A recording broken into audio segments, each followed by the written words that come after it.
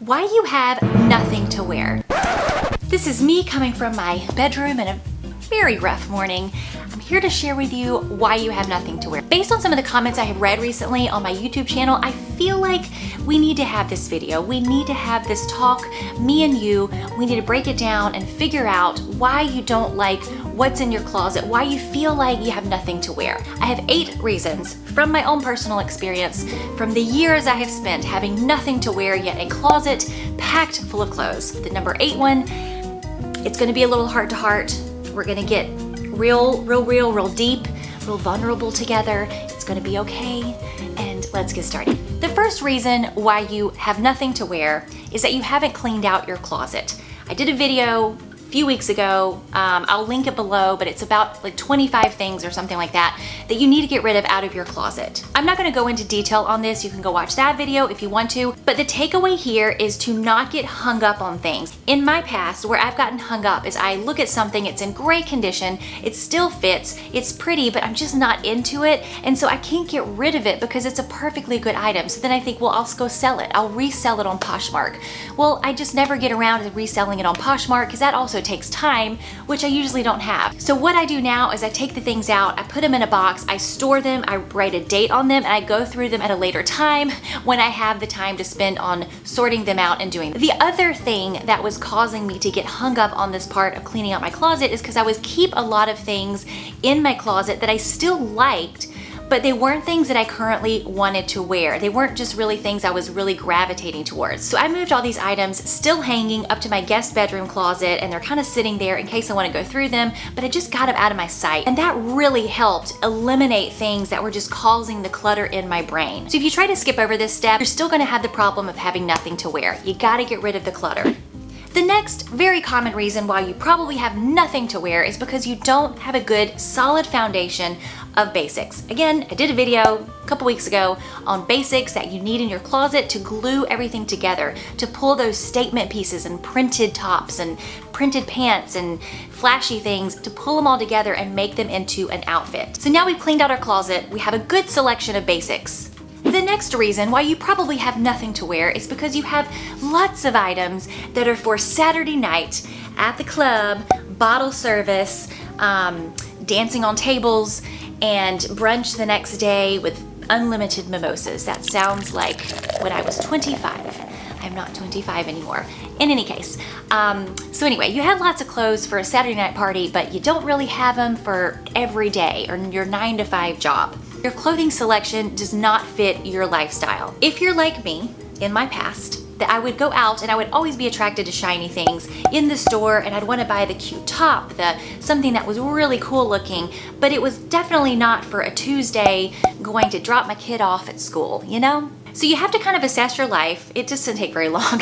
Assess your life, assess your wardrobe, and figure out, okay, I am missing a big chunk of items that I can wear to work, but I have tons of items that I can wear to church. And church only happens one day a week, at least where I am. Maybe 2, but I doubt you're going every day to church. This next one, this is me. This is me right here.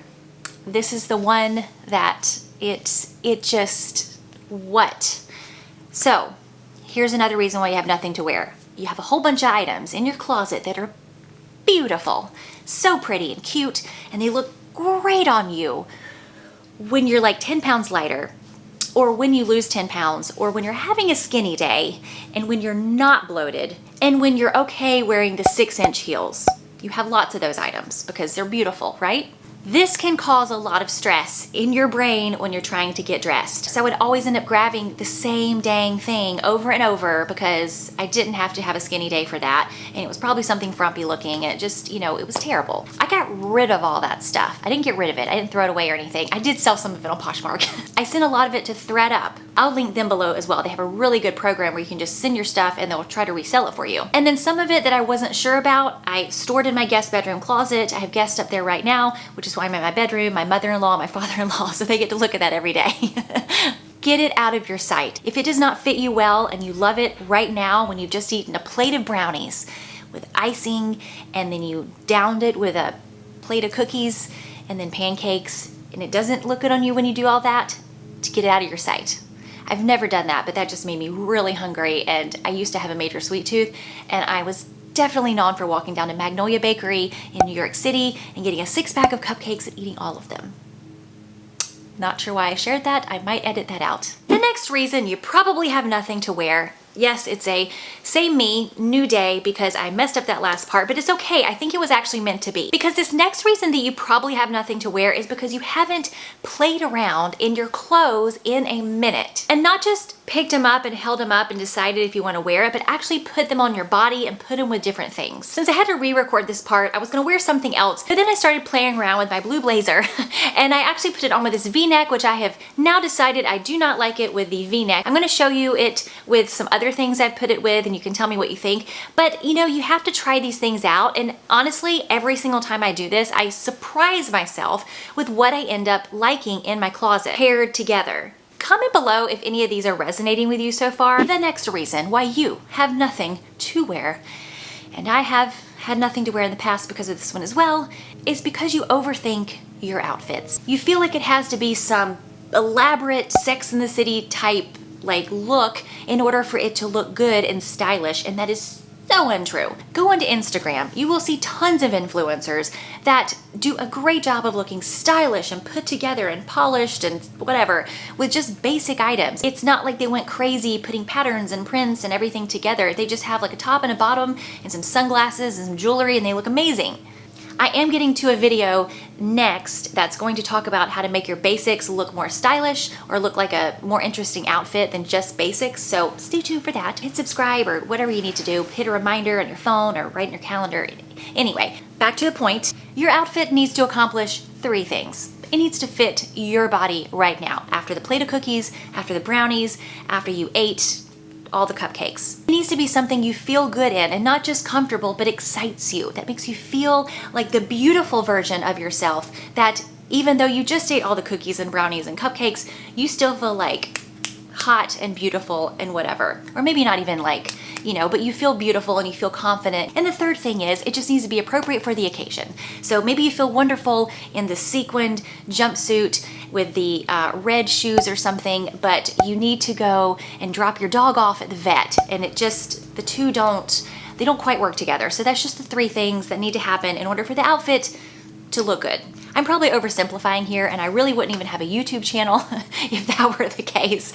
But for the most part, the very simple, basic elements of an outfit are those 3 things. Number 7, and this happens to all of us, it will happen to all of us in past selves, current selves, future selves, and we just have to work on getting through it. That one is that you're in a style rut. You're not inspired by your clothes, and you just feel like blah whenever you look at your closet. My personal example is that I used to have a lot of clothes that were comfortable and they fit, but they were just really comfortable. But I didn't necessarily love the things I was putting on my body, and it would kind of bum me out a little bit. It never occurred to me to only get clothes that were functional and cute both at the same time to wear. I just felt like that was an impossible combo to find. So then I swore to myself that I would not keep anything in my closet or buy anything that did not fit both of those. Of course, I do have stuff for like a Saturday night or date night or whatever, but for day-to-day stuff, if it's not comfortable where I can move around in it,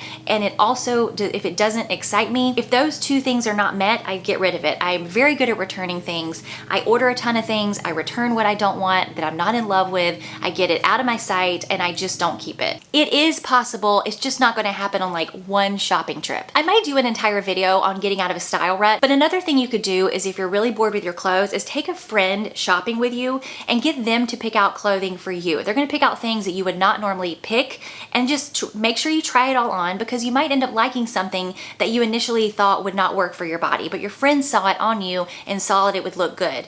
Reason number 8, that you have nothing to wear. If this resonates with you, great. If it doesn't, great.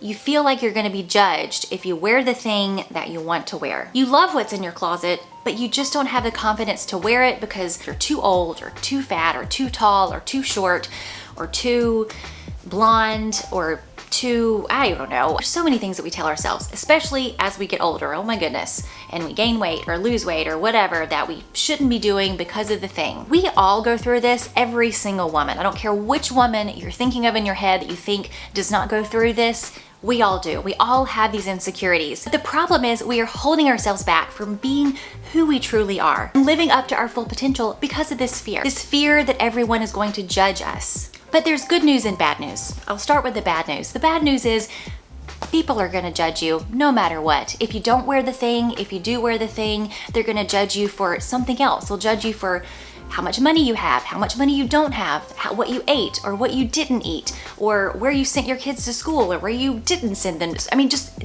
the list goes on.